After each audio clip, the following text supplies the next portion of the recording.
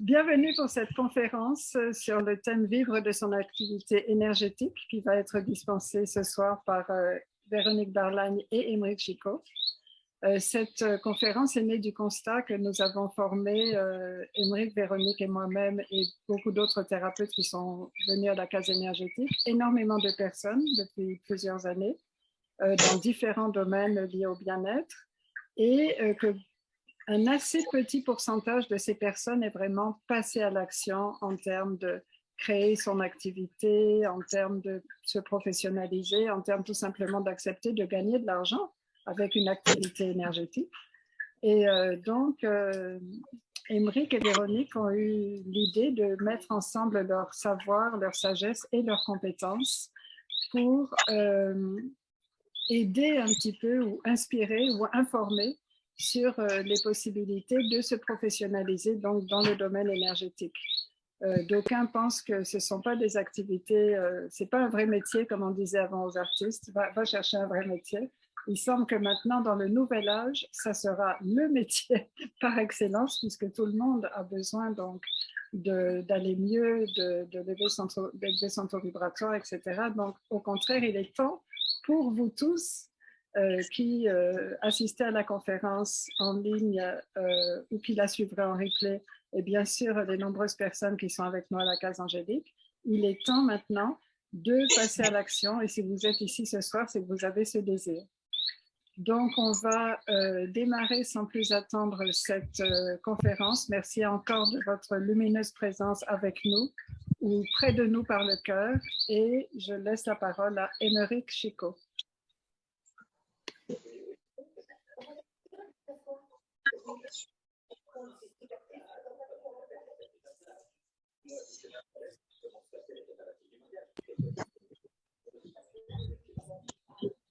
Première chose, test. Est-ce que vous m'entendez bien en ligne? Pas d'écho, pas de Larsen, rien du tout? Ok, très bien, nous allons commencer. Donc, je suis vraiment très heureuse de vous accueillir ce soir pour que l'on puisse échanger sur cette thématique qui me touche particulièrement. Parce que je pense que nous sommes très, très nombreux à avoir un très riche parcours en développement personnel et en spiritualité, que nous avons tous participé à beaucoup de stages qui nous ont permis de grandir en compétences et que bien évidemment, nous avons tous la connaissance en tout cas de ce qu'est la loi d'attraction, de ce qu'est la pensée positive et de ce qu'est également la visualisation. Et une chose qui m'a beaucoup marqué, moi, dans mon parcours, c'est qu'au moment où je me suis professionnalisé, j'étais vraiment dans cette idée qu'il me suffirait d'être une bonne personne, de travailler sur moi, de travailler sur les croyances qu'il y avait au niveau de mon inconscient, de visualiser en mettant tout mon amour, toute ma certitude et toute ma gratitude pour que l'univers ouvre la voie devant moi et que je puisse accompagner des tas et des tas de personnes. Et bien évidemment, ça n'a pas été le cas. Et si vous avez suivi un peu le même parcours que moi, sans doute vous êtes-vous rendu compte qu'il y a bien souvent un décalage entre la loi d'attraction telle qu'elle nous est présentée avec la pensée positive et les résultats qui se manifestent réellement dans notre vie de tous les jours. Et en fait, par rapport à ça, j'ai des réponses pour vous. Par contre, je vais juste vous demander, j'allais dire une petite chose, mais qui n'est pas si petite que ça. Aujourd'hui, je vais beaucoup taper dans la fourmilière, mais vraiment, ça va être cash, ça va être carré, pour déconstruire un certain nombre de mythes qui souvent en fait vont nous paralyser, nous en tant que travailleurs de lumière et en tant que professionnels de l'accompagnement, pour dépoussiérer en fait cette vision que l'on a de comment est-ce que les choses fonctionnent réellement. Alors, si vous vous posez la question de savoir est-ce qu'il est vraiment possible de vivre de son activité énergétique, la réponse est clairement oui. Par contre, ça va vraiment demander un énorme shift, un changement de paradigme complet par rapport à bien des choses qui vous ont été enseignées. Donc, je vais vous demander d'être indulgent avec moi, parce que moi, je ne le serai pas avec vous. Mais le but, au final, c'est que l'on puisse vous apporter un maximum de valeur et que vous sortiez de cette conférence en vous disant c'est pour ça. D'accord. Merci à vous pour votre présence.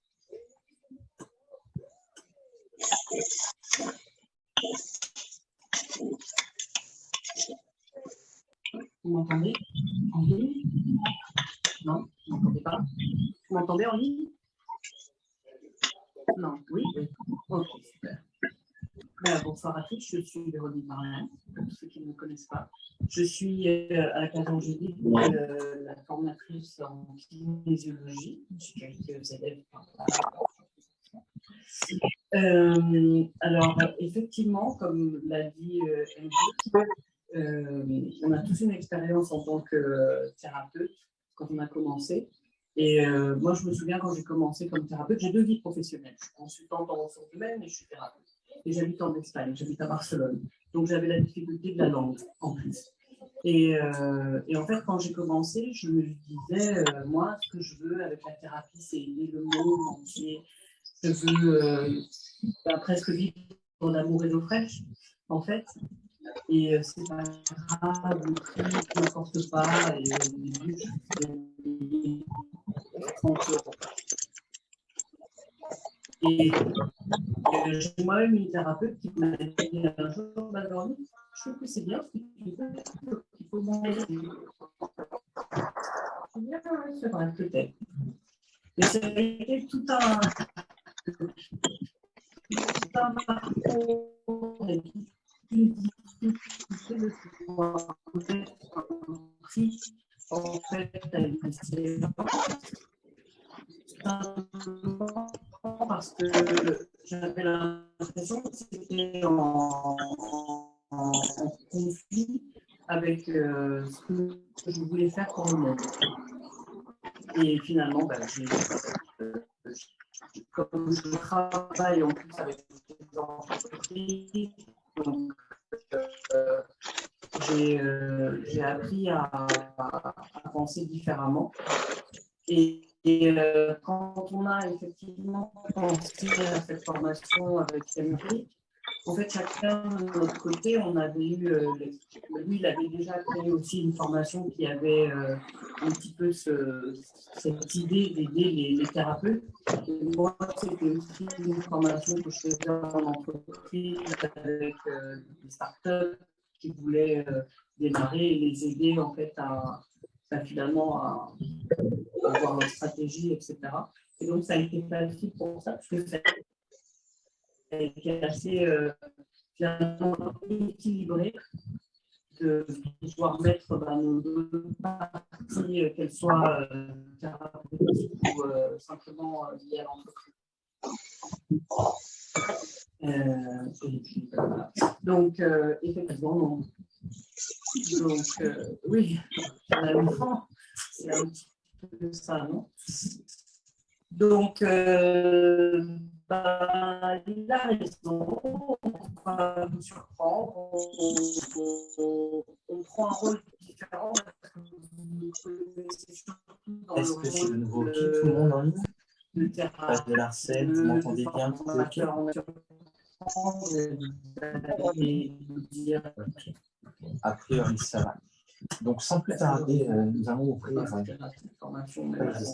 le bal. D'accord. Et ce qui est important, c'est qu'au final, il y a beaucoup de façons d'aborder l'activité entrepreneuriale. Mais là, on a vraiment choisi de la cibler sur l'aspect activité énergétique, pour une raison qui est évidente. C'est que c'est un peu le parcours que nous avons tous ici. Et que dans notre cas, nous, si vous voulez, il y a un certain nombre de blocages, de limitations, de postures qui vont être malheureusement trop fréquentes et trop répandues et que nous allons retrouver, c'est quasiment tout, en fait, finalement, les thérapeutes ou les personnes que nous avons formées et qui aspirent à se lancer. Donc, l'une des toutes premières choses dont il faut être conscient, et c'est très très important que l'on puisse sortir de ce mode de pensée, c'est que l'univers ne fera rien pour vous directement. Et en fait, le corps de métier dans lequel nous sommes, c'est vraiment le seul où on s'imagine que si je travaille à devenir une meilleure personne et à travailler mon ego, ben, automatiquement l'univers va tout me donner par-dessus.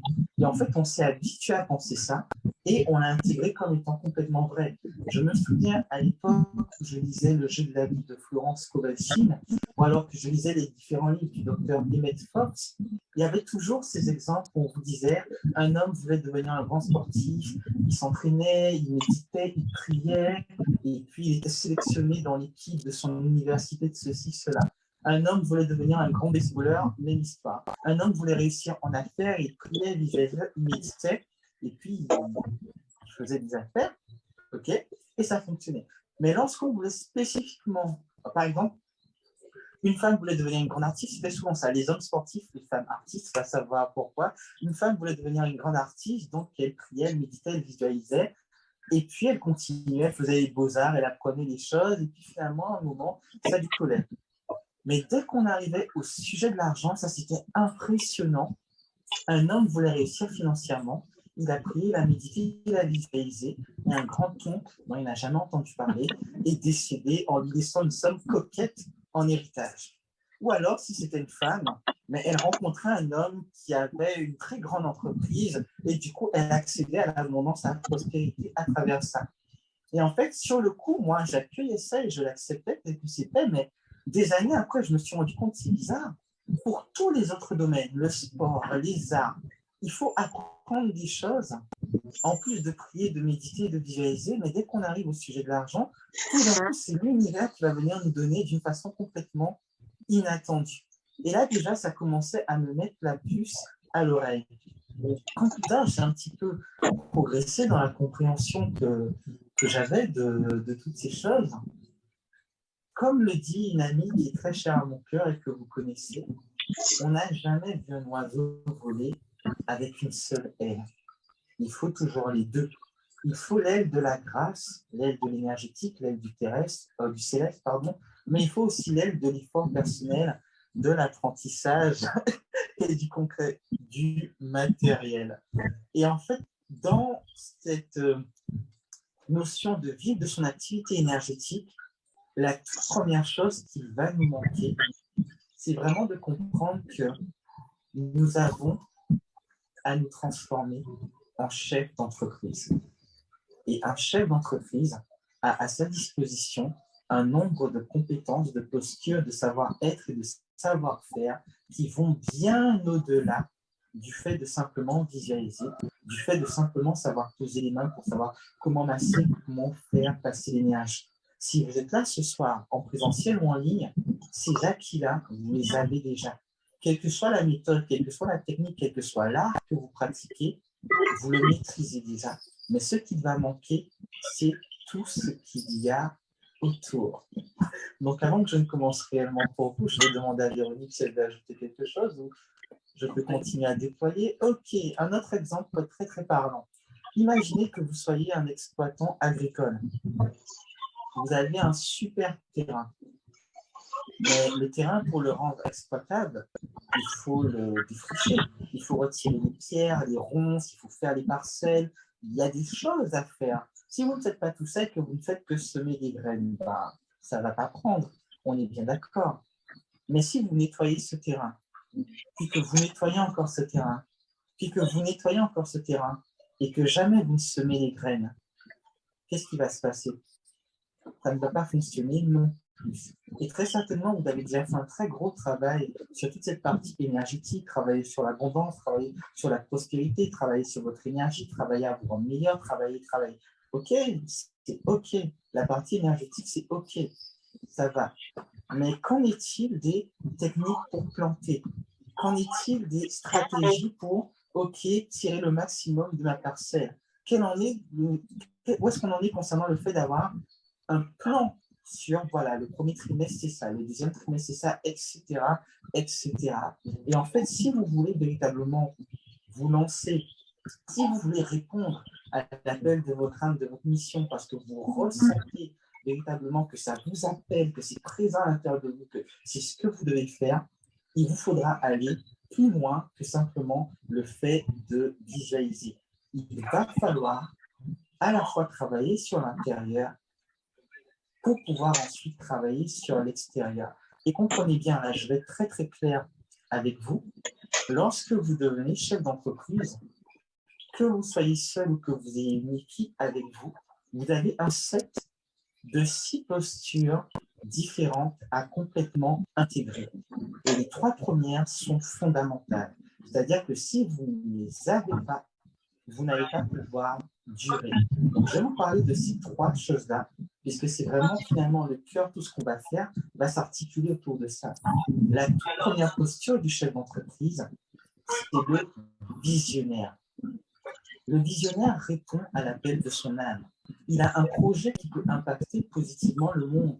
Il ressent cet appel, il a cette mission, il veut contribuer, il veut aider. Et il se projette déjà, donc quand je vais me lancer, je vais aider, je vais faire ceci, je vais faire cela. Ok, tu vas aider.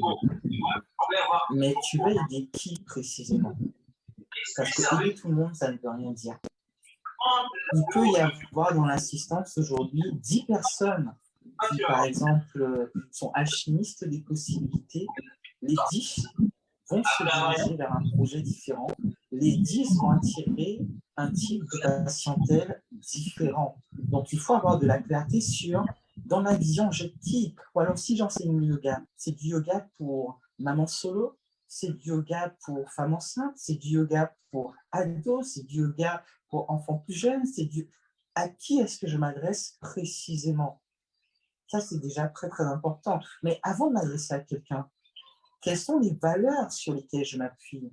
Quelles sont les valeurs personnelles? Quelles sont les valeurs de mon entreprise? Qu'est-ce que je vais véhiculer à travers cette activité que je crée? Finalement, cette lumière qui émane de moi, elle résonne avec qui? Elle s'adresse à qui? Je m'adresse à qui? Avant de vous lancer, il faut que vous ayez des réponses à ça. Parce que sinon, vous n'allez pas vous adresser aux bonnes personnes et tout simplement, votre message restera lettre morte. Vous ne pourrez pas propager, diffuser ce qui intérieurement vous anime. Mais avoir la vision, c'est une chose, mais une vision qui n'est pas soutenue par une stratégie. Et le stratège, c'est la deuxième posture. Le stratège, alors le visionnaire, lui, il a le pourquoi.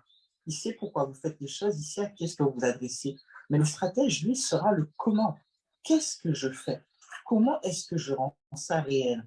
Qu'est-ce que je mets en place pour permettre que cette vision immatérielle que j'ai puisse prendre corps dans la réalité? Ok? Comment est-ce que je fais pour que les gens entendent parler de moi? Et de grâce, ne me dites pas le bouche à oreille. Non, non, non, non, je vous assure. Le bouche à oreille, clairement, c'est pas la bonne réponse. Il arrivera que des personnes viennent à vous sur recommandation. Mais pour que vous ayez cette recommandation, il faudra faire plus que simplement être bon avec vos mains. Il faudra vraiment avoir mis en place un certain nombre de choses qui soient en accord avec vos valeurs, qui sont en accord avec votre vision et qui vont soutenir du coup le fait de diffuser votre message. Donc le stratège, il est indispensable. Et très souvent, en tant que travailleurs de lumière, nous sommes de super visionnaires parce que nous voulons contribuer, nous voulons impacter, mais nous ne savons pas comment mettre en place les choses. Et la troisième posture sur les 6, et après cette troisième posture, je vais m'arrêter, je vais laisser Véronique vraiment vous faire part de son savoir et de son expérience. La troisième posture, c'est la posture du gestionnaire. Le gestionnaire, il surveille 3 ressources, principalement 3 ressources. Bien sûr, il va surveiller la ressource argent, mais pas que. Il va surveiller la ressource énergie et la ressource temps. Parce que pour que le stratège mette en place un certain nombre de protocoles, de procédures, il faut qu'il ait les moyens d'eux. Or, si vous n'avez pas le temps, vous êtes débordé. Si vous n'avez pas l'énergie, vous êtes épuisé. Si vous n'avez pas l'argent, vous êtes tout le temps dans le rouge, vous êtes à cran, vous ne pouvez pas mettre en place les stratégies adéquates et du coup, votre vision, elle ne décolle pas parce qu'elle n'est soutenue par rien du tout, ni stratégie, ni ressources. Donc, avant même, en fait, de vous lancer, ou si jamais vous êtes déjà lancé le plus tôt possible, alors, il vous faut acquérir de la clarté sur ces différents éléments. Sinon, vous serez un peu comme une bouteille à la mer, ballottée par les courants, par les marées, partout, mais vous ne serez pas en train de véritablement répondre à l'appel qui est le vôtre, et ça va créer de la frustration. Vous vous direz, mais Je suis une bonne personne, je prie, je médite, je visualise. Pourquoi est-ce que ça ne marche pas? Et comme beaucoup de personnes que j'ai pu voir dans ce processus, à un moment, vous allez baisser les bras parce que, quelque part, alors, soit vous vous direz, finalement, si ça ne marche pas, c'est que Dieu ne veut pas, ce n'est pas le bon moment, soit vous serez en colère contre vous-même parce que vous vous direz, mais la loi de l'attraction fonctionne, la pensée positive, ça fonctionne. Si je n'y arrive pas, c'est que le problème, c'est moi. Et vous aurez cette colère et cette frustration à l'intérieur que vous allez retourner contre vous-même. Et ça, ce n'est clairement pas ce qu'on veut. Si on a mis en place cette formation, en réalité, ce n'est pas tant une histoire de comment je fais pour gagner de l'argent, comment je fais pour... Non, non, c'est une histoire de comment j'incarne le message que la source a mis à l'intérieur de moi et comment je propage ce message pour qu'un maximum de personnes soient renforcées, pour qu'un maximum de personnes reçoivent de la valeur et qu'à leur tour puissent impacter le monde d'une façon positive. Je vous remercie pour votre attention. Alors, juste avant que tu te lances, on va regarder ton son si ça fonctionne, parce que la dernière fois, on n'avait vraiment pas bien. D'accord, là, vous m'entendez online? En ligne, je veux dire? Vous m'entendez? Oui? Oui. C'est bon? On m'a fait ici.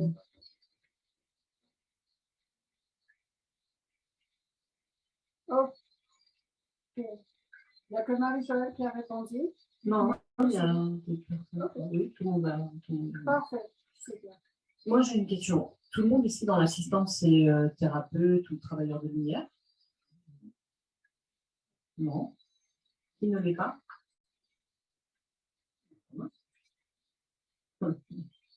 Et pour ceux qui sont justement thérapeutes, vous vous êtes lancé ou vous avez juste fait des formations et vous attendez que ça se passe? Vous pouvez répondre. Vous pouvez répondre, bien sûr. La peur de se lancer? Vous avez fait beaucoup de formations? Combien? Tout ce qui existe sur Terre, non? Non, après. C'est à faire. D'accord. L'amoureuse de l'apprentissage. L'amoureuse de l'apprentissage, ok. D'accord. Ah, moi, je vois comme ça. C'est moi. Qui me pensée. Et je me retrouve vraiment dans ce que vous dites. Ça me fait vivre, c'est pas un souci. Mais je sais que je ne peux pas faire l'étape supérieure. Ce qui me manque, c'est ce qu'il vient de dire. Donc, je suis sûre que ce que tu vas dire, c'est ce qui me manque aussi. En fait, c'est comment passer à l'étape supérieure pour pouvoir véhiculer, incarner exactement ce pourquoi on est là. Et c'est pour ça que je suis. Alors, je vous entends en ligne. Vous avez entendu en ligne? Non. Plus ou moins. Je passe le micro. Non, en fait, est-ce que tu peux reformuler en condensé? D'accord. En fait, elle a déjà son activité, mais elle pense qu'elle doit maintenant passer à un niveau supérieur. Vous m'entendez? Non? Oui. Écho. Ça fait écho. Oui, je voulais dire aux personnes en ligne, qu'elles peuvent aussi mettre leurs commentaires ou leurs questions sur le chat. Et je les lirai. Donc, c'est moi l'écho. Alors, moi, j'ai une autre question pour ceux qui, et même pour ceux qui ne le sont pas, d'ailleurs, thérapeutes. Est-ce que vous avez bien clair quelle est votre activité, ce que vous voulez proposer aux autres, qui vous êtes? Pour ceux qui le sont et ceux qui ne le sont pas. Oui. Est-ce que vous pouvez vous définir vraiment pour pouvoir justement en parler aux autres sans... Oui. Alors moi je ne le suis pas, donc pour l'instant moi je n'ai pas d'idée. Et après, j'ai conscience que comme chacun est tête de lumière et j'ai aussi une mission. Donc en fait c'est ça, merci pour cette partie-là, la vie. Ok, merci. Il y a aussi dans ce processus le fait d'abord de faire des formations, d'être dans un premier emploi, de quitter une certaine sécurité, n'est-ce pas? et au fur et à mesure avancer et finalement être quelque part dans un refus de sa propre incarnation, de ce qu'on est vraiment, et faire ce travail pour pouvoir l'accepter et passer à l'étape suivante. Ça aussi, c'est difficile, parce que c'est plus que de la peur, c'est accepter d'être qui on est en fait dans l'incarnation.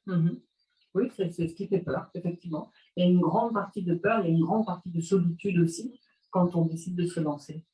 La solitude, elle est pour deux raisons. Premièrement, parce que quand on décide de devenir auto-entrepreneur, il y a énormément de choses à faire et à un moment donné, on se frustre et on n'est pas forcément accompagné et on va se dire, tu sais quoi, finalement, je laisse tomber. Et deuxièmement, justement, on a besoin finalement on va le mettre entre guillemets, d'un mentor, pour le dire d'une manière, de quelqu'un qui va nous accompagner, d'un guide exactement, pour nous aider un petit peu à finalement comprendre qui on est et à l'accepter, finalement, à accueillir ce qu'on a et pour pouvoir avancer.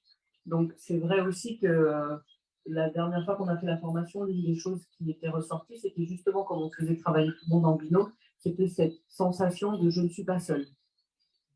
D'accord. Et je crois que c'est important en fait, parce que cette solitude, c'est ce qui finalement nous freine au bout d'un moment. Et dans ce cas-là, non, c'était plutôt intéressant. Il y a un autre frein que tu l'as évoqué tout à l'heure. En fait, c'est mon cas. J'ai été chef d'entreprise avant. Oui. Être un chef d'entreprise lambda, le marketing, etc. Ok, j'arrive à me positionner à la rigueur. Oui. Mais passer quelque part dans un autre système, refuser l'ancien et se retrouver dans un système marketing, quand il dit du bouche à oreille, je ne vis que de ça. C'est-à-dire, je n'ai pas de carte, je n'ai pas de site, etc. N'empêche que ça me permet d'exister comme je suis là. Mais je sais que ce n'est pas viable sur la durée. C'est-à-dire que je ne peux pas avoir une courbe ascendante. Et ça, quelque part, je m'y refuse. Donc, c'est aussi une prise de conscience pour un passage à l'action. Bien sûr. Et aussi arrêter de voir le fait d'être ce qu'on est et de voir que quelque part, si on gagne de l'argent, c'est pas bien, c'est pas ci, c'est pas là. On a plein de choses qui vont remonter. En fait. Et c'est justement pour ça qu'on commence à travailler de l'intérieur pour aller vers l'extérieur. Il faut d'abord comprendre ce qui se passe à l'intérieur de nous-mêmes, de soi, en fait, pour pouvoir ensuite passer un message aux autres et pouvoir vendre et pouvoir comprendre d'autres choses. Donc, c'est très, très important de commencer par soi et c'est ce qu'on fait, en fait. On commence par soi. Reformuler toujours un peu dans les questions parce que les personnes en ligne vont être un peu perdues. Pardon. Oui. Non.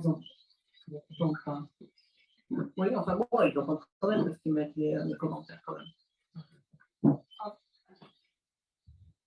Alors, on a, si je peux me permettre, il y a une personne qui est là, Lydia, qui a fait la formation avec nous. Et je pense que ça peut être une bonne chose qu'elle puisse venir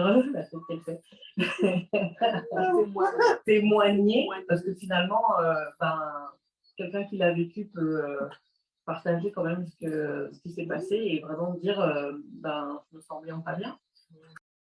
Des craintes que j'avais eues justement quand j'ai fait la formation, c'était justement la visibilité. Le fait d'être vu, d'être reconnu et de ne pas trop se cacher de façon justement à pouvoir se faire sa propre publicité, ne serait-ce qu'on ne peut pas vendre quelque chose qu'on ne connaît pas. Et si on veut se vendre soi-même, il faut bien qu'on nous voit. Et je disais également que j'avais pris des belles claques, des droites en fait, mais de belles claques, parce que j'ai pris conscience aussi de certaines difficultés, de ce que je pensais connaître en moi, ce que je pensais connaître chez moi, et qui en fait avait été un peu plus ressorti et amplifié lors de ces 2 jours, à travers des exercices, à travers des choses bien précises. Et j'avoue qu'au tout début, je me suis dit, bon, je viens là, mais je ne sais pas ce que je vais apprendre en fait. Je ne sais pas ce que ça va m'apporter. Je ne comprends pas comment on va dérouler tout cela. Et puis, j'ai même pensé un instant que j'allais partir et que je n'aurais rien su de plus. Et en fin de compte, je suis ressortie beaucoup plus forte, avec beaucoup plus de connaissances et avec une volonté de passer, comme dit Mirabai, à un cap supérieur et décider de passer le cap. Si je ne le fais pas, personne ne le fera pour moi et il faut que je me nourrisse également. Donc, voilà, je ne vais pas attendre qu'on vienne mettre le pain comme un petit oisillon dans mon petit bec. Donc, voilà, c'était une belle expérience. J'aimerais bien revenir, mais je n'ai pas encore demandé. Mais voilà. Voilà, c'est tout pour moi. Merci beaucoup.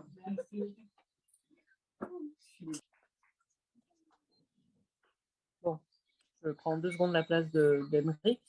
Merci Lydia. Ce que tu nous as pas dit, enfin ce que tu leur as pas dit, c'est justement si tu as vu une évolution dans ton activité. J'ai vu l'évolution dans la mise en place des différents échelons pour arriver à la grande entreprise que je veux créer. D'accord. Donc, elle a vu l'évolution dans la mise en place de son objectif, en fait. De passer de solopreneur à entrepreneur et voir. De passer de solopreneur à entrepreneur. J'aime bien l'expression. Merci. Voilà, je te passe le... On a dit qu'on va faire la question. Tu as des réactions par rapport à ça, oui? Tu as des réactions par rapport à ce qu'on a dit? Prenons les questions.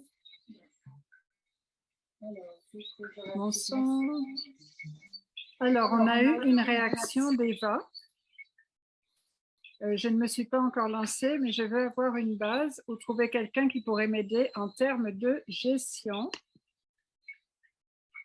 Effectivement, faire la pub, se présenter, présenter son activité et mettre le tarif à la portée de tous sans rabaisser son activité.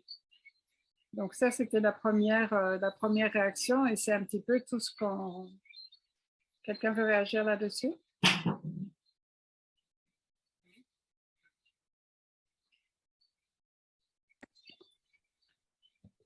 Est-ce que vous m'entendez bien? Ok. Alors, en vérité, à la question que tu as posée, il existe 2 réponses. Il existe la réponse entrepreneur standard et il existe l'autre réponse qui, généralement, est plus en accord avec les énergéticiens.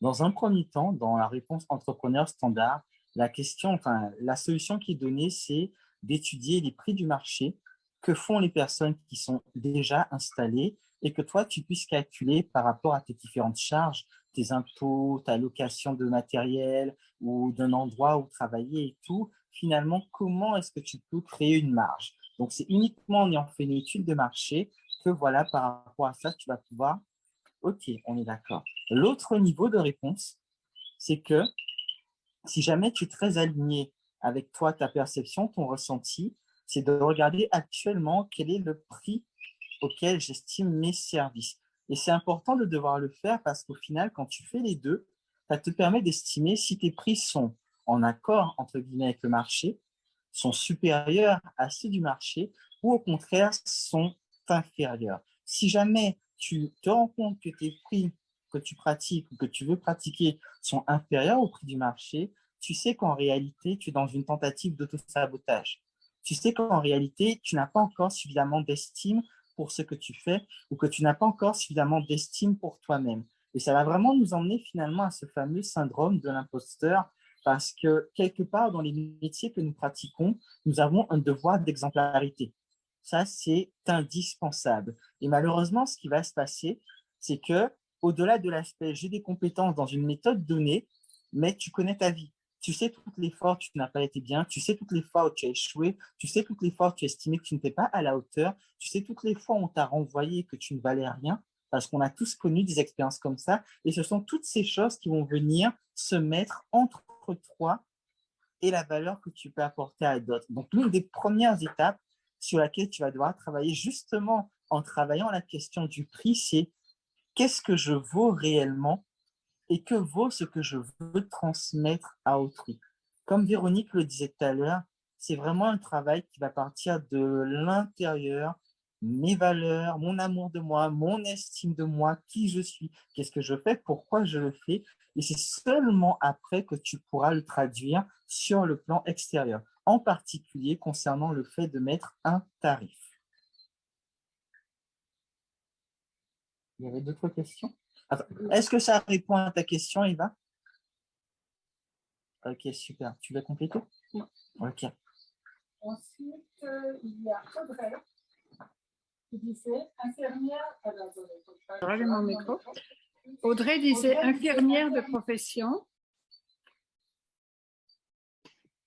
J'ai fait le premier niveau de Reiki, le massage des 5 continents, l'alchimie des possibilités et bientôt initiée au Lao Chi. Beaucoup de peur et de blocage cependant pour me lancer.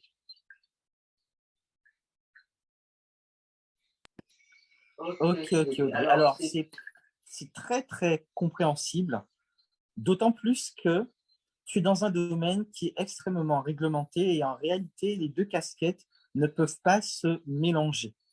Et ça, c'est vraiment important de le comprendre. C'est vrai que parfois, on se dit, bon, ben, comme je suis infirmière, comme je suis kiné, comme je suis cela, je vais un petit peu rajouter ce que je fais dans les soins, mais c'est deux démarches qui, en réalité, ne se rejoignent pas vraiment.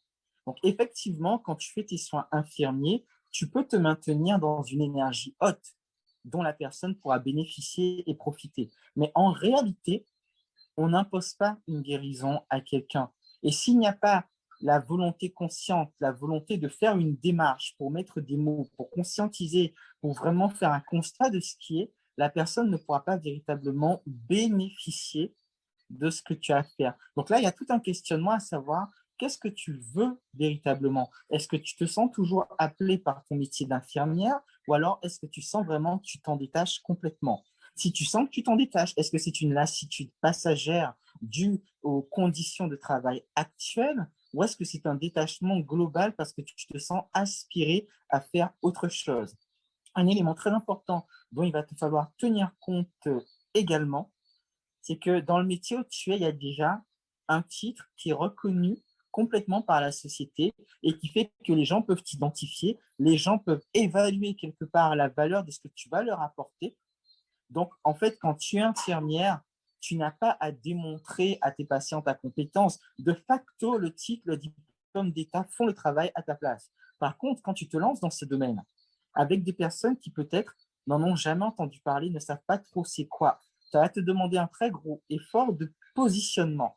Parce que contrairement à lorsque tu travailles dans le domaine paramédical ou médical, où les gens vont toutes seules venir à toi, là, il faudra que ta posture soit suffisamment solide, que ton système soit suffisamment puissant pour générer, si tu veux, un rayonnement qui fera qu'effectivement, tu seras reconnu comme une référence dans ton champ d'expertise. Donc, il y a un vrai travail de fond à faire sur qu'est-ce que je veux véritablement. Est-ce qu'en fait, je veux juste me sentir mieux, et c'est déjà très, très bien, avoir une meilleure vibration pour que l'amour que je dégage touche davantage mes patients et qu'ils puissent en bénéficier, ou est-ce que ce que je veux, c'est vraiment faire des accompagnements en conscience avec les différents outils dont je dispose?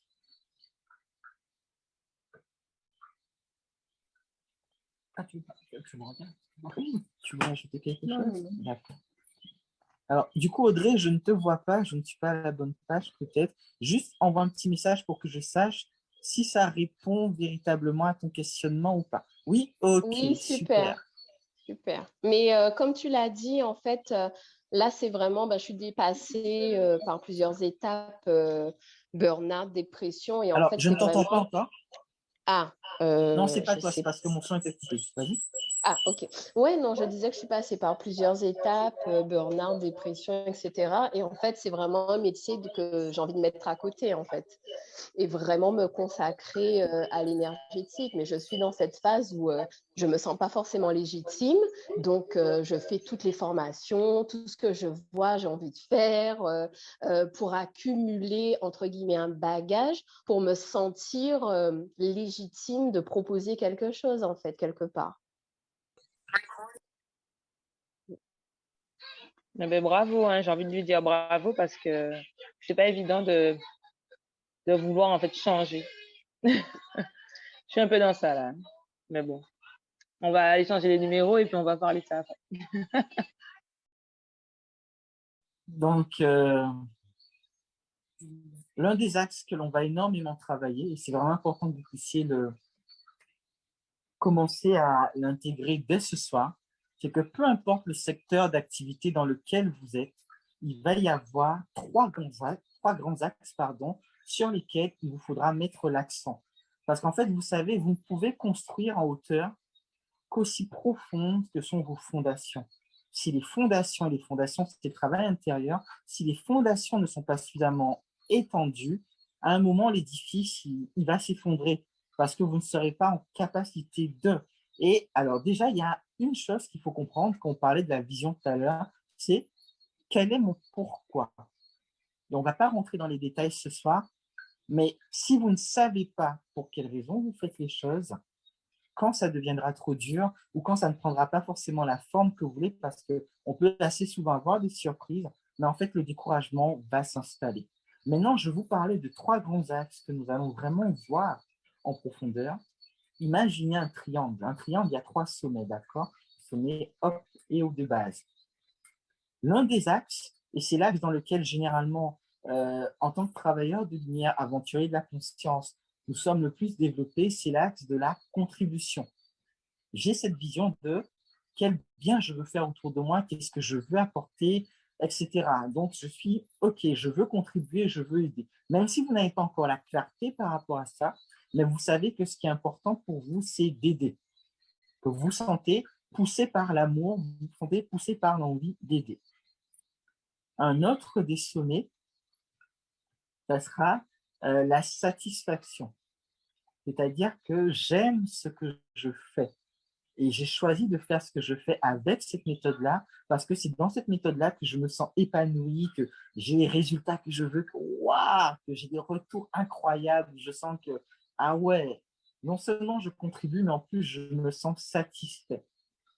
Généralement, vous êtes à cheval sur les deux, et la contribution et la rémunération. Mais l'axe qu'il va manquer, c'est l'axe de la rémunération.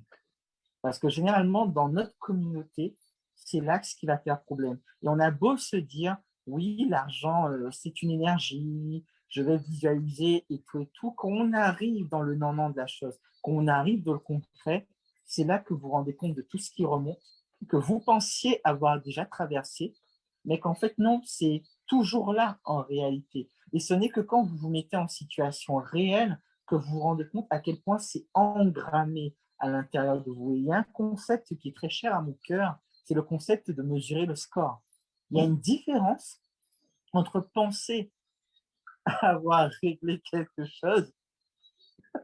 Je rigole parce qu'il y a quelqu'un que j'ai vu en ligne tout à l'heure et qui tout d'un coup arrive à la case. C'est juste magique. Et c'est là qu'on voit le fossé entre ce que je pense avoir réglé et ce qui est effectivement réglé ou pas. C'est vraiment l'épreuve pratique. C'est vraiment le « OK, quand je suis dedans, finalement, qu'est-ce que ça fait remonter ?» Moi, je me souviens que pendant très longtemps, j'étais super axé sur la contribution, ce qui faisait de moi un martyr, parce que j'étais vraiment dans satisfaire l'autre. Bon, ce qu'on me propose, ce n'est pas exactement ce que je veux, mais ce que je veux, c'est aider, aider, aider. C'est une époque où je disais que jamais je ne m'installerais comme thérapeute, que voilà. Puis, suite au premier salon du développement personnel, au WTC, où j'avais donné un coup de main à un de mes enseignants, je me suis retrouvé à faire des séances. Même les séances, c'était « Ah non, moi, jamais je ne me ferais payer, je fais ça pour Dieu et tout et tout. » Je faisais des séances gratuites, en veux-tu, en veux là, la fête et tout et tout. Jusqu'au jour où j'ai fait une séance à une jeune femme et elle a vraiment apprécié la séance. Et au moment où elle veut me payer, elle me dit « Mais au fait, tu ne m'as pas dit combien je te dois. » Je fais « Ah non, moi, je ne prends pas d'argent. » Je rigole encore. Ah non, moi, je ne prends pas d'argent et tout et tout. Elle avait été surprise, mais elle m'a dit, OK. 2 jours plus tard, ne va-t-il pas qu'elle me rappelle en larmes? Et c'est une personne qui est extrêmement sensitive. Elle me dit, Émeric, tu as fait un travail pour moi. Je sens que le travail est là, mais le travail n'arrive pas à descendre sur moi parce que tu m'empêches de te payer. Donc, ce qu'on va faire, c'est que je vais passer chez toi, je vais te donner 50 € et surtout, tu fermes ta bouche. C'était quelqu'un que je connaissais depuis de nombreuses années. Et voilà. Et du coup, j'ai fait OK. Et là, en fait, c'était un déclic pour moi parce que je me suis rendu compte que quelque part, en essayant d'être humble, j'étais extrêmement arrogant. Dans le sens où je ne donnais pas à l'autre la possibilité de se positionner, de prendre la responsabilité de sa guérison, de son changement, de sa transformation. Non, moi, grand thérapeute sous les cieux, je suis au-delà des choses de bassement matériel comme l'argent. Et là, je me dis, waouh, le nombre de séances que j'ai fait où je n'ai pas laissé les gens ancrer en fait cette énergie. Et comprenez bien, la symbolique va très très loin parce que l'on remercie et l'on paye pour les choses que nous considérons comme étant réelles. Donc, quand vous refusez qu'une personne vous paye, le message qu'inconsciemment vous lui envoyez, c'est « j'ai rien fait Et même si j'ai fait quelque chose, ça ne vaut rien. Du coup, la personne, elle, déjà, elle ne peut pas le recevoir. Mais si en plus, derrière ça, vous bloquez le transfert d'énergie, ben, vous n'autorisez pas que tous les changements énergétiques que vous avez faits puissent s'intégrer à son champ énergétique. Et c'est la raison pour laquelle c'est extrêmement important d'accueillir tout ça. Donc, en fait, toutes ces choses, on va vraiment les explorer en long, en large, en travers, mais c'est vraiment super, super important. Il y avait des questions supplémentaires dans l'Assemblée, peut-être?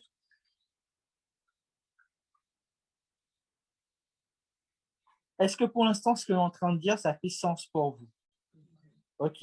Est-ce que ce soir, vous avez appris au moins une chose nouvelle? Levez la main pour que je... C'est bon, la soirée est sauvée. Vous allez rentrer chez vous avec quelque chose, avec une valeur supplémentaire. Est-ce qu'en ligne, on a des questions?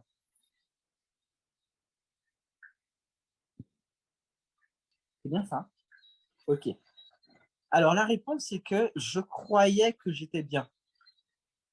Mais en même temps, intérieurement, quelque part, je babillais avec Dieu puisqu'il ne me donnait pas les moyens de vivre la vie à laquelle j'aspirais, puisque je n'avais pas de moyens financiers.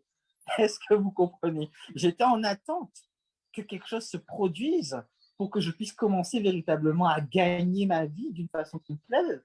Mais en même temps, alors que le chemin était en train de s'installer, je refusais de recevoir de ce chemin-là parce que c'était spirituel et qu'il ne faut pas mélanger le spirituel et l'argent. Donc Dieu, si tu peux créer un autre chemin où l'argent va arriver jusqu'à moi, le loto, l'héritage, le grand-oncle dont je n'ai jamais entendu parler, qui finalement, voilà. Et en fait, il y avait une incohérence dans ça. Et cet électrochoc, il m'a doublement servi parce que quelque part, il m'a mis en phase avec moi et mes besoins que je refusais d'entendre. Et il m'a mis en phase avec le fait que, mais regarde, le chemin est déjà tracé. Tu visualises, tu veux un chemin, le chemin, il est créé. Mais à un moment, il faut faire le premier pas. Et il faut continuer. Et au fur et à mesure que les situations se produisent, il faut apprendre, il faut grandir, il faut mettre en place un certain nombre de choses. En fait, il faut se professionnaliser. Et les séances que je faisais au tout début, grand thérapeute sous les cieux, puisque je faisais ça gratuitement, j'étais au service de Dieu, ben, du coup, il fallait quand même que je trouve des petits jobs à côté.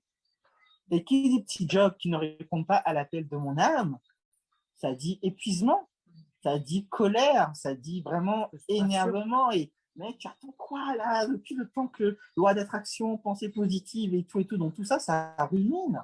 Et finalement, ce temps que je consacre à faire des activités que je déteste du fond du cœur, c'est du temps que je ne consacre pas à mon véritable appel et à ma véritable mission. Donc, ça crée une aigreur à l'intérieur de moi. Et ça fait que énergétiquement, je suis aussi dans une incohérence. Et j'en profite pour dire, chaque cas est véritablement différent. Ce n'est pas parce que moi, il a fallu que je fasse comme ça, que ça veut dire qu'à tout prix, tout de suite, à moi, il m'est arrivé des séances où des gens me disent, voilà, j'ai décidé d'être thérapeute, donc je laisse tout tomber. Et là, moi, je fais, OK, donc comment ça se passe pour vous? Ça fait combien de temps que vous avez commencé votre activité à côté? Vous voyez combien de personnes par semaine? Votre revenu mensuel par rapport à ça, c'est combien? Non, je vois personne, j'ai pas de patientèle et j'ai pas encore de revenus. Mais comment vous savez si ça va marcher? Mais je prie, je visualise. Ok, non, les amis, on va parler sérieusement. Il faut faire les choses d'une façon carrée, d'une façon concrète. Être énergéticien, ça ne veut pas dire que ouh. Et puis voilà, il faut une base énergétique, clairement. Mais de la même façon que l'exploitant agricole, il met en place un certain nombre de choses, de la même façon que le sportif va entraîner son corps tous les jours, de la même façon que l'artiste va peindre, va dessiner, va composer, le musicien va s'entraîner tous les jours, il y a une éthique de travail, il y a une rigueur, il y a une discipline à avoir. Là, vraiment, j'ai envie de vous dire, si vraiment ce que vous voulez, c'est apporter de la valeur aux autres, il va vous falloir du courage, le courage de prendre la décision, et il va vous falloir également de l'enseignabilité, parce que vous allez devoir désapprendre un certain état d'esprit qui nous plaçait finalement dans une situation d'attentisme, où on s'imaginait que la source ferait tout pour nous tout seul, pour rentrer dans un état de « Ok, maintenant je fais les bonnes choses de façon correcte, de façon régulière, suffisamment longtemps.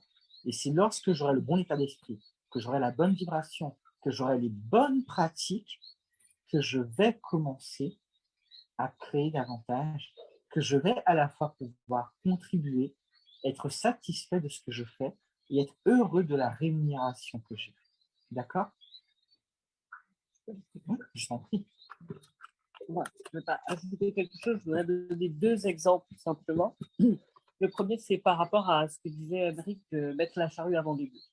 J'ai un homme qui venait dans mon cabinet et il a beaucoup aimé la kinésiologie et d'autres techniques. Et il a commencé du coup à faire une formation de kinésiologie.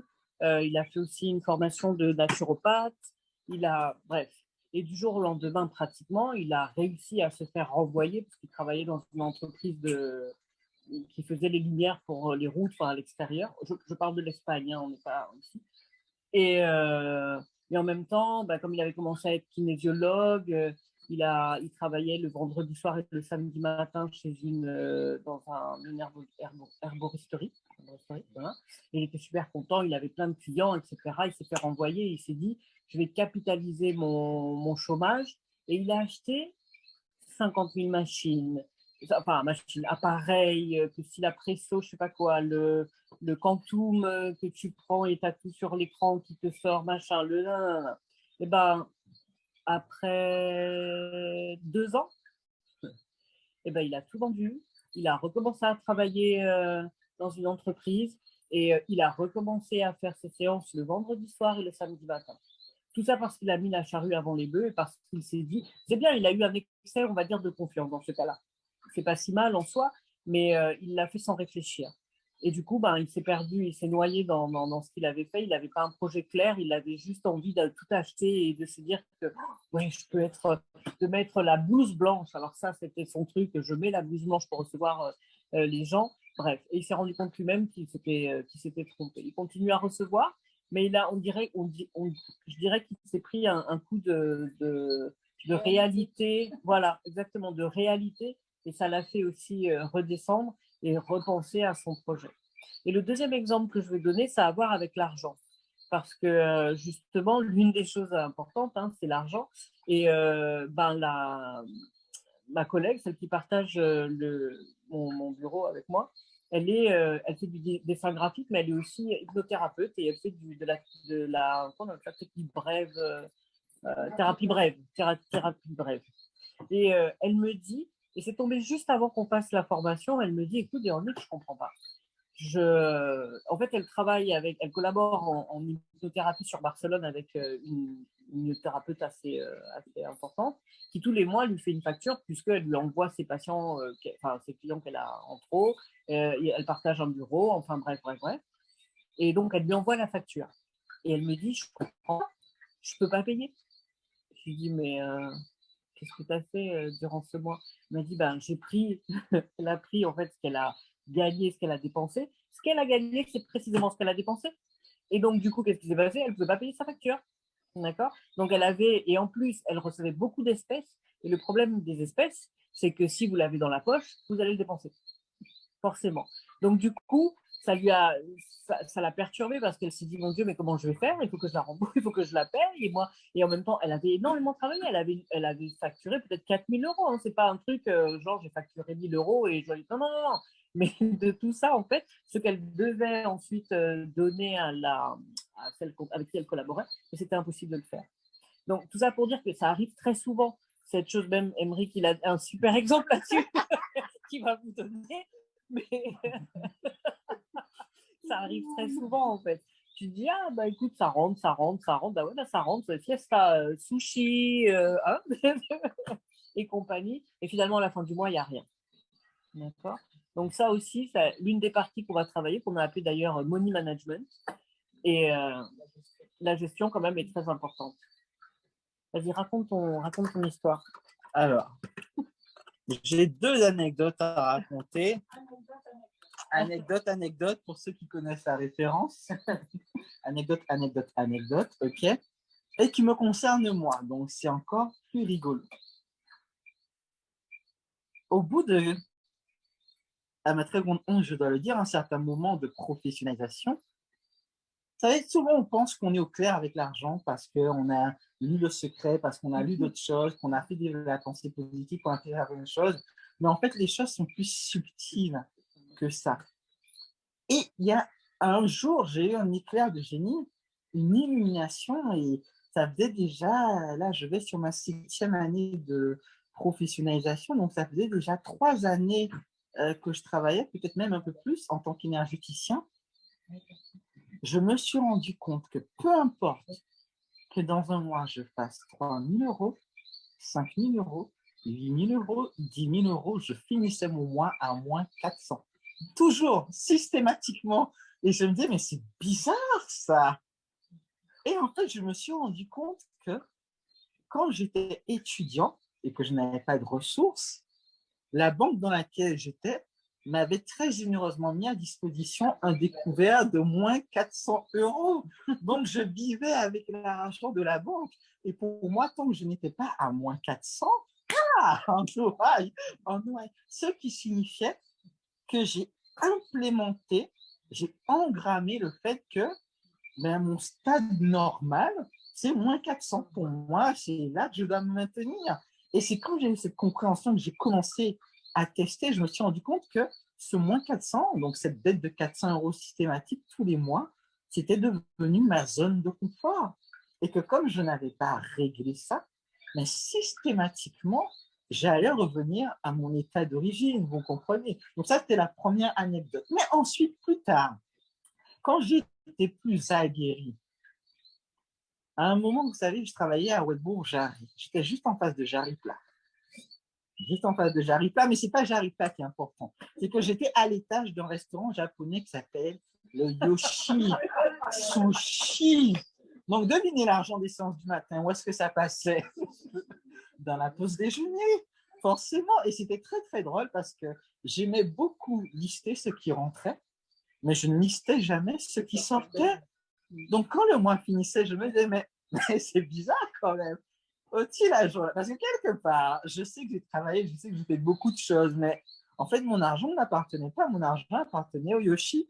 Vous comprenez? Et j'aime toujours beaucoup le Yoshi, hein, mais maintenant, j'y vais à des moments choisis. Ce n'est plus ma cantine de tous les jours. Et en fait, le Yoshi adorait me voir venir, hein, parce qu'il savait que quand je venais tout seul, c'était minimum 80-90 euros que j'allais lâcher pour un repas. Ah, le ventre, il était... Tout ça là, c'est pas sorti de nulle part, vous comprenez? Et c'est là que ça va me dire, mais c'est étrange quand même. Et là, du coup, j'ai commencé à creuser et j'ai retrouvé un autre vice de forme parce que je me suis rendu compte que je m'étais programmé. Vous pouvez être sûr, tant d'argent rentre dans la semaine, je me programme pour créer des dépenses équivalentes à 10 euros près. J'ai fait rentrer tant, oh, je vais créer quelque chose pour faire sortir. Si ce n'est pas moi qui le fais, un événement qui va toucher quelqu'un dans ma sphère de proche va faire qu'on va me demander la somme en question qui va me... Alors là, il y avait un progrès puisque je suis sorti d'un équilibre à moins 400 euros pour aller à un équilibre à 0 euros. Je dépense autant que je gagne. Mais en fait, ce n'est pas comme ça en fait, qu'on gère une entreprise. Et si vous confondez votre argent et l'argent de l'entreprise, ça ne marche pas trop en réalité. Surtout avec les statuts d'auto-entrepreneur. Parce que dans les autres statuts, vous devez quand même rendre des comptes plus carrés concernant la manière dont vous utilisez l'argent. Mais quand vous êtes en auto-entreprise, vous avez le sentiment que l'argent de l'entreprise, c'est votre argent. Que l'argent qui rentre dans les caisses de l'entreprise, c'est votre argent. Et du coup, c'est vivre la vie, c'est la fête, quoi. Que c'est la fête, quoi. Donc, en fait, tout ça, ce sont des choses sur lesquelles il faut avoir une vigilance. Et ce n'est pas tant le comportement en lui-même que les croyances que vous avez qui sont à l'origine de ça. Parce que je vais aller encore plus loin.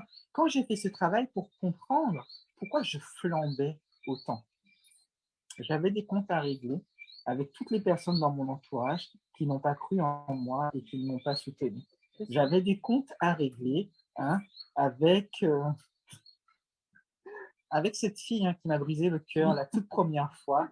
Parce que quand on était au lycée, c'est bon, on est entre mineurs, mais quand on arrive sur le marché des adultes, tu arrives à l'université, il y a des gars en master, ils ont une voiture, ils ont un travail, ils ont ceci. Et toi, tu as ton amour. Et quand mon cœur s'était fait briser, j'en avais conclu que c'est parce que je n'avais pas assez de moyens. Donc, il faut à tout prix que je grandisse, que je monte, que j'ai de l'argent, que j'ai réussi dans la vie pour qu'un jour qu'elle sache qu'elle s'était trompée. Donc, en fait, ça va loin, toutes ces choses-là. Je vous en parle, je vous expose vraiment le truc, mais parfois, on se crée des comportements sans même comprendre d'où est-ce que ça sort. Donc, en fait, je gaspillais toute ma fortune, que je n'avais quasiment pas en réalité, pour régler des comptes avec une personne qui a plus de 15 ans. Oh, à un moment, qui fait sa vie, avec qui je ne suis plus du tout en contact. Et à un moment, il faut se calmer, il faut être conscient, il faut poser un regard sur les choses, d'accord? Vous rigolez là, mais on va l'explorer pour vous aussi.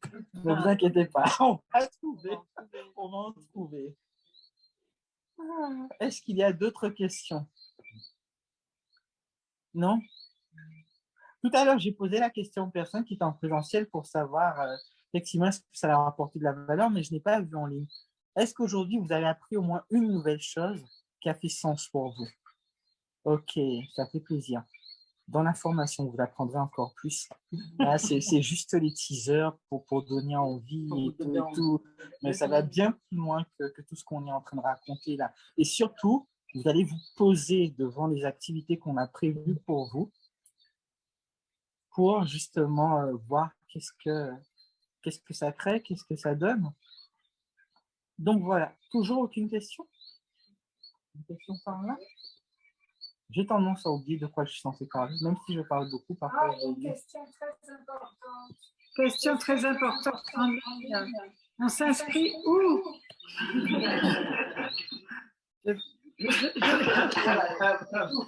Alors, je pense que ça doit être noté sur le flyer en même temps que l'invitation Zoom. Vous avez reçu un flyer avec les numéros. Donc, vous avez le choix. Vous avez, je crois, le WhatsApp d'Emeric, le WhatsApp de Véronique ou le mien de la case Angélique.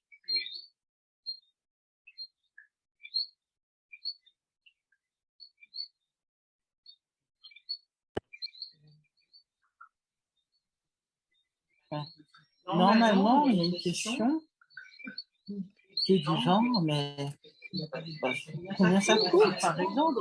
Comment ça fonctionne, en fait, sur combien de jours? Ah oui, oui. Ça a été posé en ligne par Johanna. Coucou Johanna.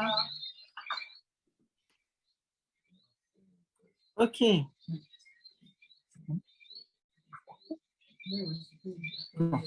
Ok.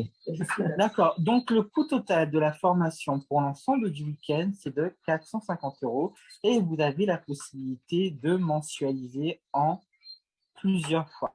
Alors, il y a une chose qu'il faut vraiment comprendre et c'est pas que j'aime insister dessus, mais c'est vraiment pour mettre les choses en parallèle. Là, la question n'est pas de... Comment est-ce que je pourrais dire ça? En fait, il s'agit d'incarner qui vous êtes véritablement. Parce qu'à travers cette formation, ce que vous allez apprendre, ce ne sont pas des techniques énergétiques, c'est comment emmener dans la matière l'appel de votre âme. Pour pouvoir mettre en place ces différents éléments et contenus que nous allons partager avec vous, que nous allons expliciter, il y a des formations que j'ai été faire sur le week-end. En fait, on était à plus de 4 800 €. Il y a des accompagnements que j'ai dû me payer pour apprendre certaines de ces choses-là qui étaient à plus de 12 000 €. Je vous mets vraiment les choses pour qu'elles soient en perspective, en fait. Et quand la personne vous disait c'est 4 800 €, c'était pas en 10 fois, c'était... non, tu payes 4 800 €. Si vraiment tu grattes un peu, tu essaies tout, tu sépares en deux virements de 2 400 €, mais le tout doit être réglé avant le début de la formation, parce que sinon, de toute façon, il n'y a pas de remboursement et tu ne participes pas à l'événement. Il y a certaines des choses que j'ai apprises et que je mets en termes de contenu dedans, j'ai dû prendre l'avion, en fait. J'ai dû partir de Guadeloupe pour arriver en France. De la France, prendre un autre avion pour arriver en Italie, arriver à payer en gare, prendre le bus qui allait m'emmener en Sicile pour pouvoir recevoir certains des contenus. Et je ne regrette pas d'avoir fait tout ça parce que vraiment, vraiment, ça les valait. Mais ce que je veux mettre en perspective, c'est que les informations que j'ai reçues dans ces différents stages, c'est exactement ce que je vais partager avec vous. C'est exactement ce qu'on va partager avec vous parce que Véronique aussi, elle a énormément investi par rapport à ça.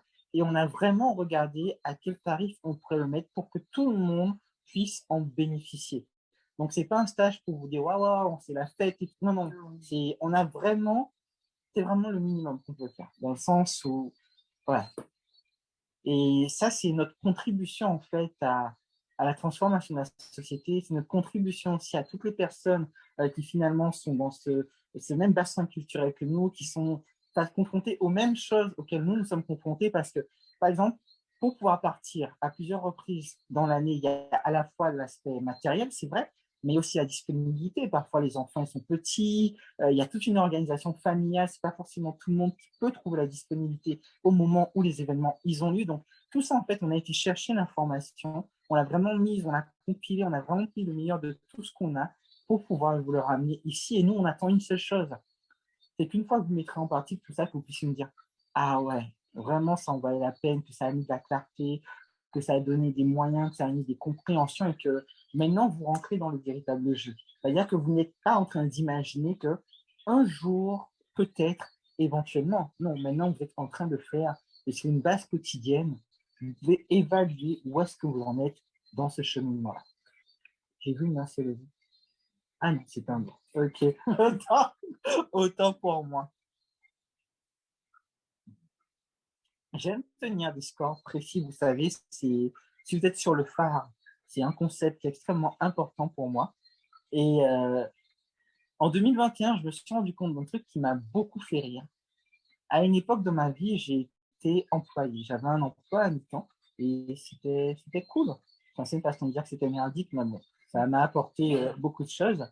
Et à l'année, en fait, tout simplement, je faisais très précisément 14 600 €. Et en fait, en 2021, là, je me suis rendu compte que mon budget formation, c'est-à-dire que chaque année, de toute façon, soit je pars me former, soit je fais des formations en ligne, des accompagnements pour grandir en compétences, mon budget de formation pour l'année 2021 a été de 23 000 €. C'est-à-dire que maintenant, j'investis plus en formation que ce que mon revenu annuel était à une certaine époque. Et quelque part, ça m'a permis de mesurer que finalement, les outils que j'utilise, les connaissances que je mets en place, les actions que je pose, ben, ça apporte un résultat en fait. Et moi, ce que je veux pour vous, c'est qu'à un moment, quand vous allez poser vos chiffres, peut-être dans 6 mois, peut-être dans 1 an, que vous puissiez vous dire « Waouh, maintenant mon budget formation, c'est l'argent dont j'avais besoin pour vivre 1 an, pour vivre 2 ans, il y a encore quelques années. » Et c'est ça qui vous permet vraiment de mettre les choses en perspective parce que là, on est sur du concret, on est sur du réel. Et quand vous arrivez à allier à la fois cet aspect énergétique, cet aspect de la vision, cet aspect de la contribution à des actions, à des pratiques, à des compétences qui fonctionnent, c'est là véritablement que la magie de la vie commence à opérer.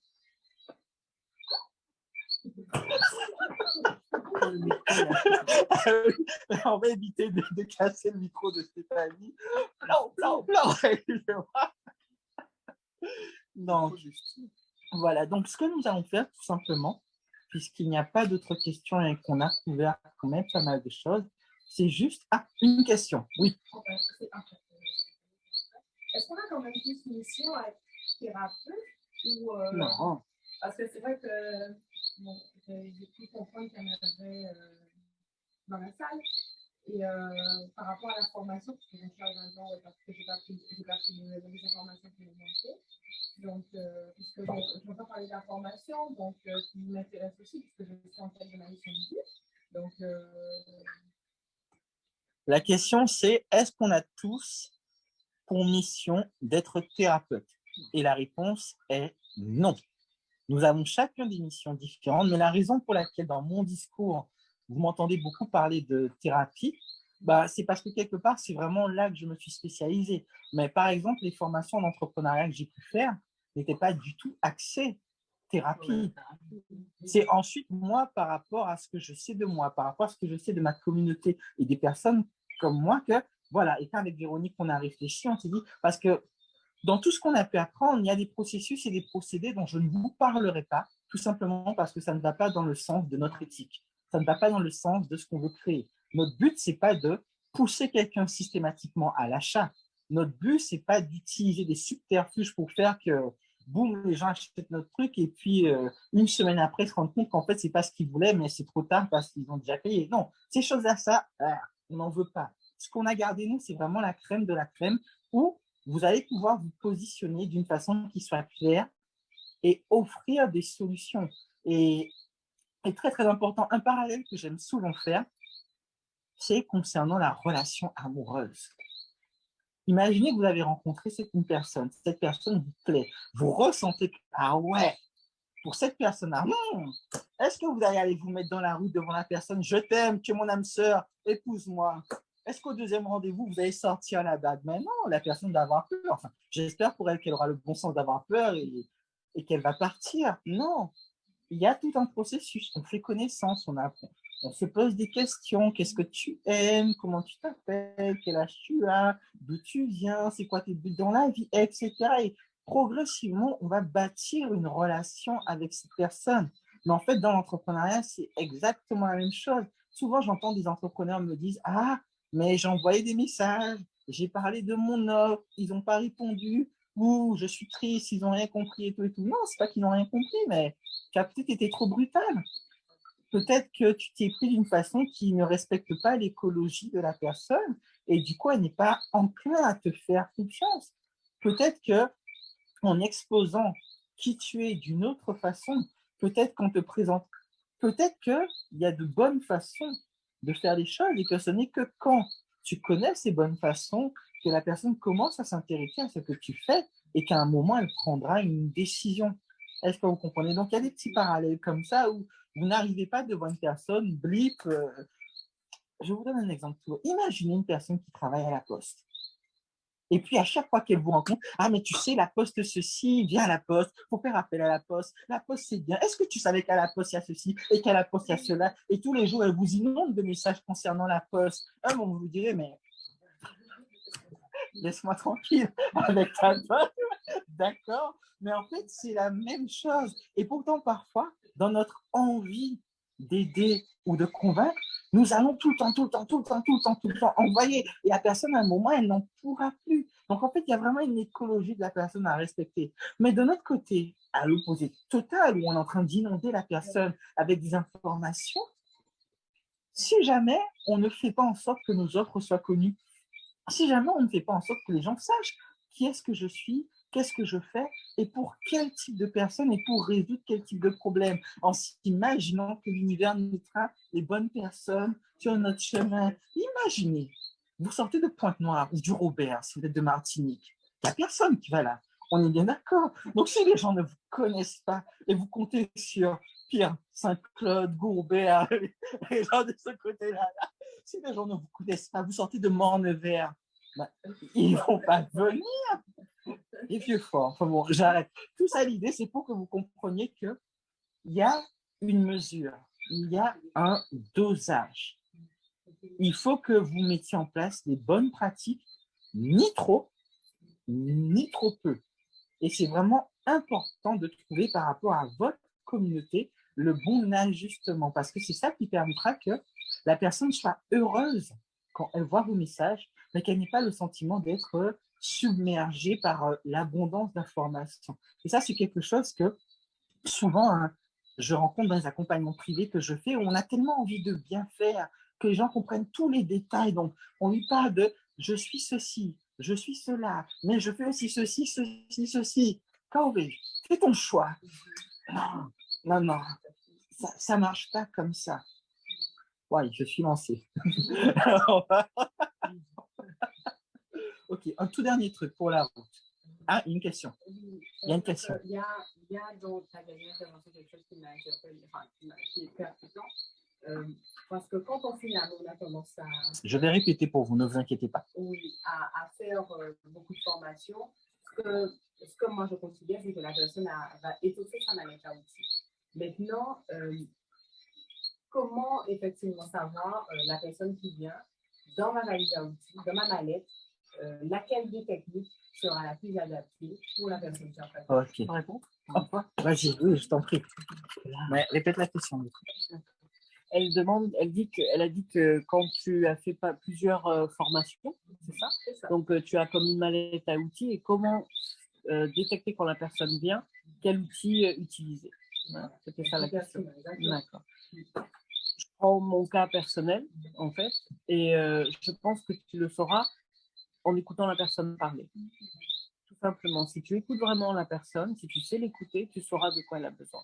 Parce que justement, toutes ces techniques, tous ces outils que tu as dans ta mallette, eh ben, tu les connais bien et tu sauras celui qui est le plus adapté pour la problématique en question.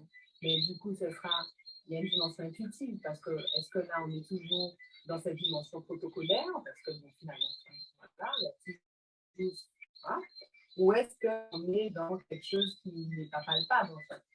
Un mélange des deux. C'est un mélange des deux finalement. Si tu es intuitif, tu vas justement à partir de ton intuition décider quel sera le meilleur outil. Mais si tu suis le protocole, tu le suivras au départ quand tu commences à utiliser tes techniques, tu vas suivre le protocole et avec le temps, tu le feras de manière plus intuitive parce que tu auras l'expérience. Donc, c'est différent. Et je dirais, pour ceux qui font de la kinésiologie, tu demandes à ton corps. Qui répond toujours très bien.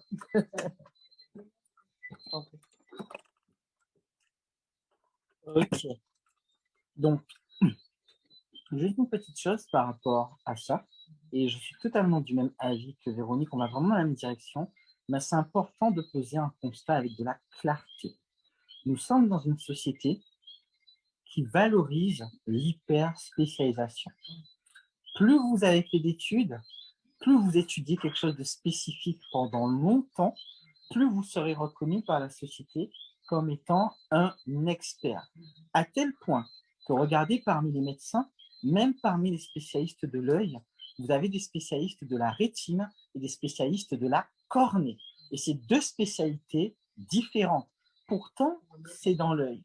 Ce qui veut dire que première chose, même si vous avez une mallette à outils extrêmement étendue, quand vous vous présentez, si vous faites listing des 20 titres que vous avez, à partir du 4e titre, en vérité, la personne, vous l'avez déjà perdu parce que, alors moi, comment mon grand-père me disait, ah oui, Michel Morin. Vous voyez, dans le sens où tu as un touche à tout, ce que tu fais, c'est un peu confus, est-ce que tu fais ceci, est-ce que tu fais cela. Donc, même si toi, tu sais que tu as une mallette à outils très étendue, dans ta présentation, ce n'est pas comme ça que tu vas devoir aborder les choses. Et là, en fait, par rapport à ce que Véronique disait, il y a deux choses. Soit tu mets en avant une technique, à ce moment-là, tu as une technique, tu as une méthode, et tu bénéficies, si la méthode elle est très connue, de tout le poids, de l'autorité des personnes qui ont créé cette méthode et du temps depuis lequel c'est connu. Par exemple, tu dis, moi, si là, je fais du GTS concept, là, ouh là là, GTS, ah ouais, quand même, j'ai entendu parler de ça, c'est super efficace. D'ailleurs, j'ai une copine qui avait été, et ah ouais, André et Nicole là, ah oui, j'achète ça. Tu vas bénéficier de l'aura et de la renommée de ceux qui ont fondé cette méthode et de tous les résultats qui existent. Mais peut-être que tu ne veux pas te mettre derrière une technique. Peut-être que ce que tu veux mettre en avant, c'est toi. À ce moment-là, en te présentant toi, tu ne te mets pas derrière une technique, ok, mais tu sais que tu as la liberté, quand la personne arrive, de choisir dans ta manette à outils qu'est-ce qui va véritablement correspondre. Mais ce qui est important, c'est vraiment que tu envoies un message très clair aux personnes qui vont bénéficier de tes services. Si tu ne veux pas mettre une technique en avant, tu vas mettre une problématique en avant. J'aide les mamans solo à réussir dans leur carrière. J'aide les mamans solo à se détendre. Tu n'as pas trop d'informations maintenant. Oh, il y a encore plein de choses, t'inquiète pas. Donc, il paraît que je donne trop, donc je vais... Il a commencé la formation maintenant, lui. Oui. Mais tu peux finir ta phrase. Non. Alors, ok, vous avez compris l'idée. Et en fait, rassurez-vous, le truc, c'est qu'entre la première fois que cette formation a été faite et maintenant, Je suis passée par d'autres parcours de formation. Du coup, le truc, c'est encore plus étoffé et il y a beaucoup de nouveautés. Voilà. Revenir alors. Ah, je te le recommande, vraiment. Ok, ok. Juste une, en fait, on est venu. Micro, attention aux abris.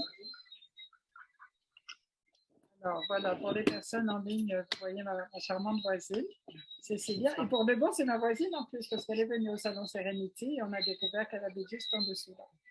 Même plus haut que toi, hein, entre nous, vraiment.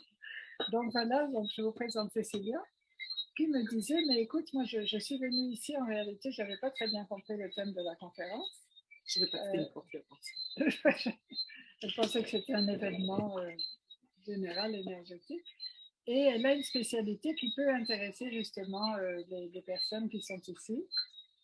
Ah oui, voilà, en fait, je suis web designer, je fais des sites et j'ai aussi rajouté, voilà, j'ai agrandi ma mallette, la communication. Donc, au début, je me suis dit, mais pourquoi je suis là? Et après, au fur et à mesure, je me suis dit, bah, en fait, la synchronicité. Et, avec des cartes. Non, parce que je venais, j'ai même pas mon sac, j'ai rien du tout, j'habite à côté. Donc voilà, donc je profite parce que je me dis que c'est pas pour rien, donc de me présenter à vous si je pense que peut-être que je pourrais aider certaines personnes sur ce volet-là. Voilà. Mais je voudrais quand même ajouter quelque chose, si tu m'autorises. C'est que quand je lui ai dit, ben, écoute, c'est parfait, je vais te présenter, elle m'a dit oh non. Donc parfois, on enseigne le mieux ce qu'on a le plus besoin d'apprendre.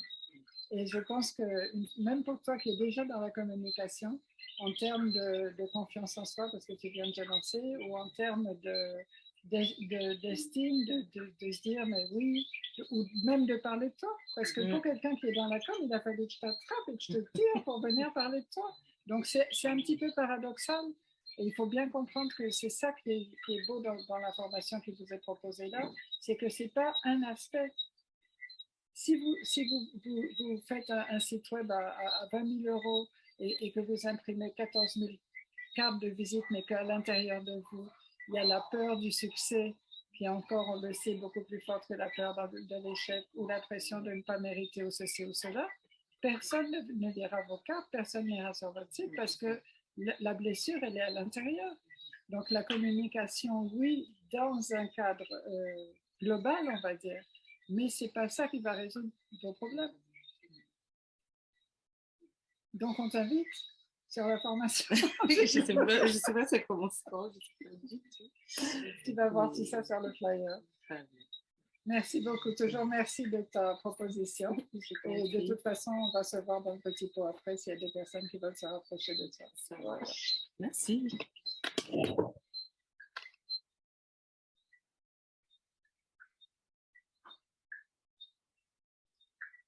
Alors, comment ça va en ligne? Ah oui, il y a Audrey qui te rappelle qu'elle habite Saint-Claude. Je ne sais pas ce que tu as dit sur Saint-Claude. Il n'y a personne de Vieux-Fort, j'espère, parce qu'il a été dur avec les France.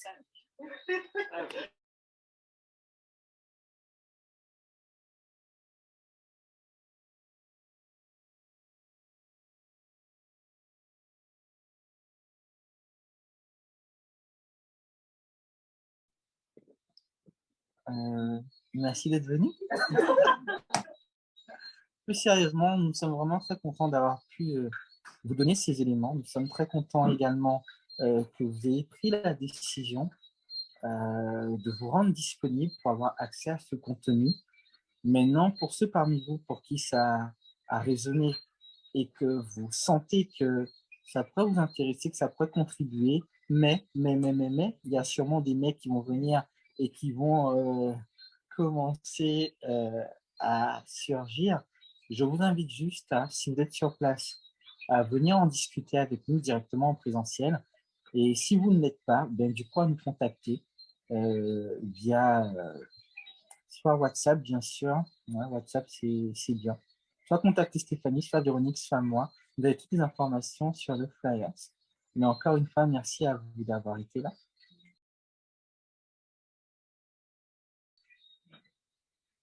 Je vous en prie.